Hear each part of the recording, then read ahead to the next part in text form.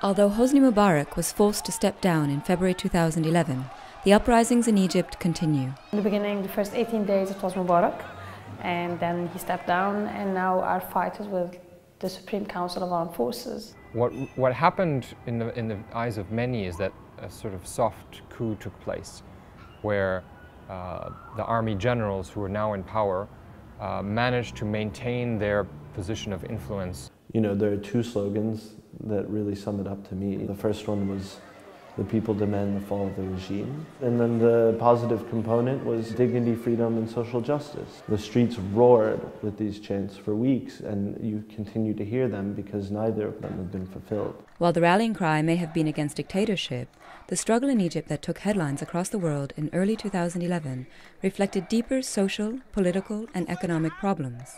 We cannot understand Mubarak's dictatorship and the kind of repression we lived under in Egypt without realizing this is part of the economic system. I think the economic factors were incredibly important in getting people to the point where they really risked everything and went to the streets. Decades of economic liberalization played a crucial role in creating the political and economic circumstances underpinning the uprisings. The onset of neoliberalism in Egypt is associated with a series of policy measures known as the infitah, or opening, that were launched in the 1970s under President Anwar Sadat. Following what's happening in Egypt in the last 30 years, but especially the last 15 years, that was a very aggressive movement towards what we call economic reform, which is basically more privatization, less workers' rights, less workplace rights, and opening up the market more and more. In the early 90s, the Egyptian government started the Economic Reform and Structural Adjustment Program under the sponsorship of the World Bank and IMF. This meant really selling off of the public sector factories, of reducing subsidies for agriculture, for example, for local consumption, and really pushing for exports. The policy of the Egyptian government was to attract as much business as possible. It didn't matter to them how labor was treated. It didn't matter to them what kind of environmental effects these kind of projects were having.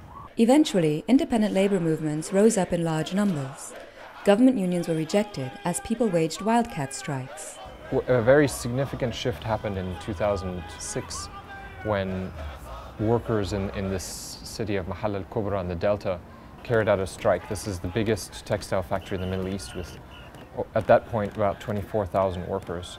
They carried out a strike 2006 and again in 2007, and that really opened the floodgates for protest in general. You started getting protests all over the country. From the beginnings of the mass movement in 2006 to 2008 in Muhammad with the workers' strikes, to January when you saw people coming out and articulating this idea that they had been robbed. The transition government has vowed to continue the economic policies that resulted in high unemployment and inflation under Mubarak.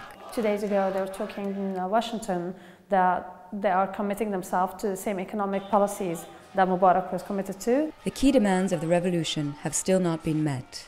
Many protesters in Egypt are prepared for a long battle against the ruling Supreme Council of Armed Forces.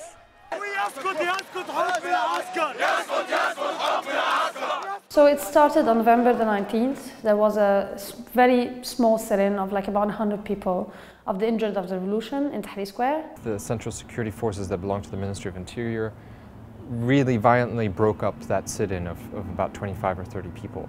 And they attacked people that they had themselves injured earlier this year. By the evening, there was tens of thousands that had flooded back into Tahrir Square. And not only Tahrir Square, but all over the country.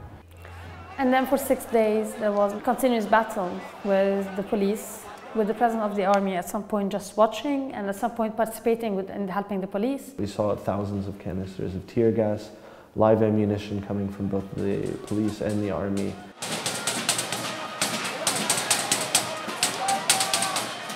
The current moment is defined by the protesters' determination to continue their struggle in a period of continuous and extreme repression. Faced with the violent rule of a military junta, many who fought hardest to end the old regime have little faith that the ongoing elections will bring them justice.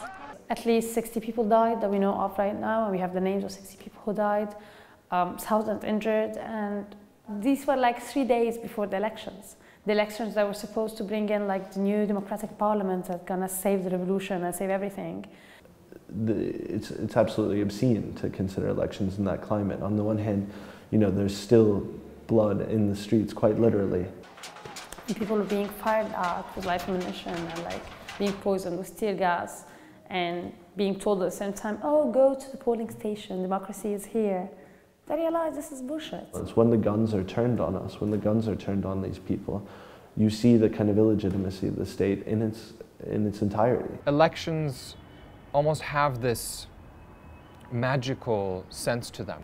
But when it comes down to it, there's actually very little value in that process because it's not allowing for change.